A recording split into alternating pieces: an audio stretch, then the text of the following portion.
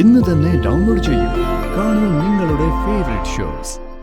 എന്താ കാണണമെന്ന് പറഞ്ഞത്? അല്ല, ജഗൻ എവിടെ? ജോലിക്ക് പോയി മാഡം. വന്ദന വന്ന കാര്യം പറയൂ. പറയാം മാഡം.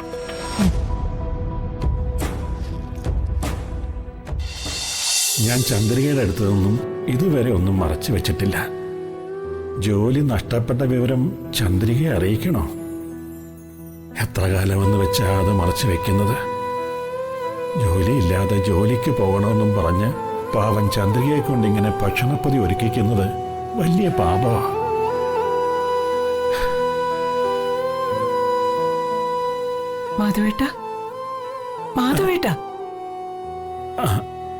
മാധവേട്ടൻ അതിനിടയിൽ എന്താ ആലോചിച്ചത്? ഒന്നുമില്ല. മതി, വേഗം പോകാൻ നോക്ക്. എല്ലാ കാര്യത്തിലും പങ്ക്ച്വാലിറ്റി നോക്കുന്ന ആളിന് ഇന്ന് എന്തു പറ്റി? നിന്നോട് സംസാരിച്ചിരുന്ന് സമയം പോയത് അറിഞ്ഞില്ല. എടുക്ക.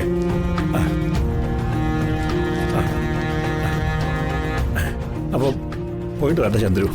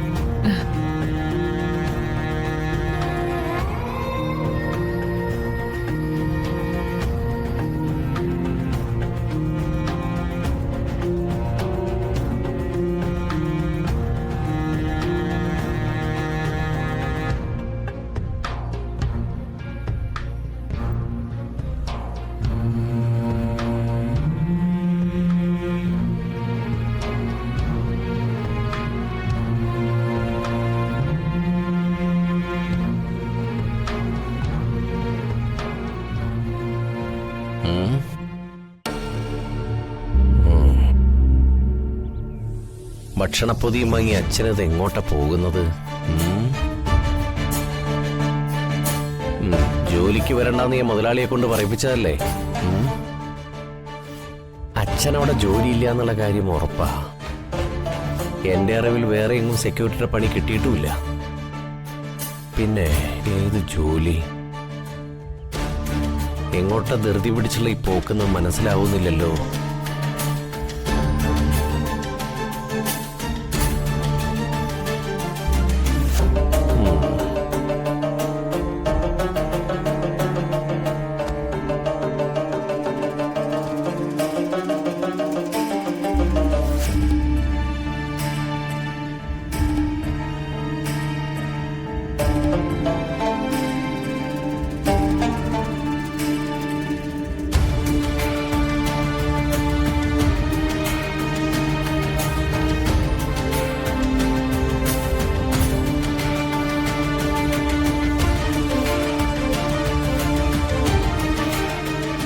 മാധവേട്ടൻ മഫ്ലർ എടുക്കാനും മറന്നോ?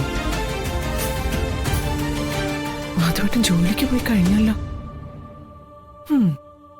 മാധവേട്ടന് മറവി കൂടിക്കൂടി വരെയാണല്ലോ ഭഗവതി.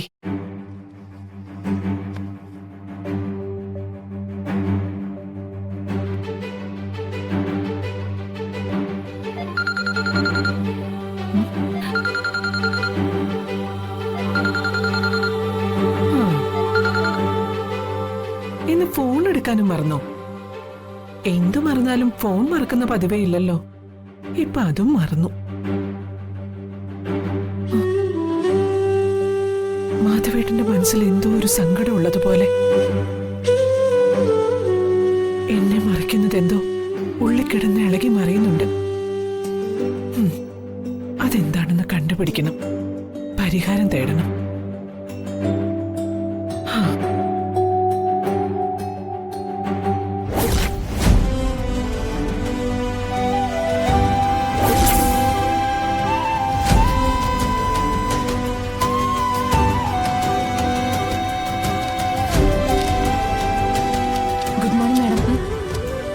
ഇതാര് വന്ദനയോ? ഇരിക്കെ. Thank you madam.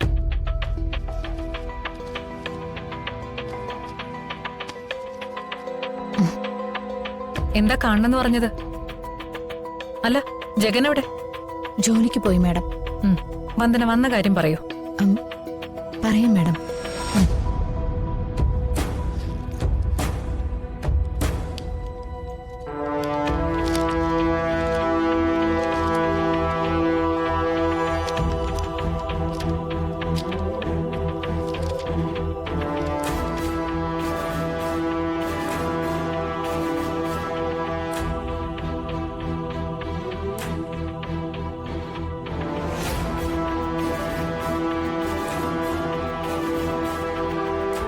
ഇത് ഞാൻ മുമ്പ് കൊടുത്തിരുന്ന ഒരു പരാതിയുടെ കോപ്പിയാണ്.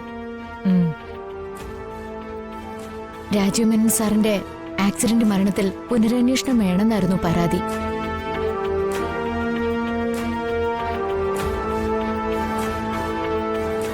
വന്ദനയ്ക്ക് അങ്ങനെ തോന്നാൻ?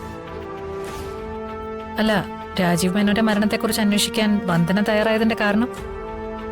രാജീവ് മേനൻ സാറിന്റെ കമ്പനിയിലെ ഒരു ജീവനക്കാരിയായിരുന്നു ഞാൻ. അദ്ദേഹത്തിന്റെ ഭാര്യ നേരത്തെ മരിച്ചുപോയിരുന്നു. അവർക്ക് ഒരു കുട്ടിയുണ്ടായിരുന്നു, ദിയ. ദിയമോള് ഇടയ്ക്കിടെ ഓഫീസിൽ വരുമ്പോഴാണ് ഞങ്ങൾ തമ്മിൽ പരിചയപ്പെടുന്നത്. ആ മോള് എന്നെ സ്വന്തം അമ്മയെപ്പോലെ സ്നേഹിച്ചിരുന്നത്. കുട്ടിക്കൊരമ്മ വേണമെന്ന് രാജീവ് സാറിന്റെ അമ്മ നിർബന്ധം പിടിച്ചപ്പോ അദ്ദേഹം എന്നെ ഭാര്യയെ സ്വീകരിക്കാൻ തയ്യാറായി.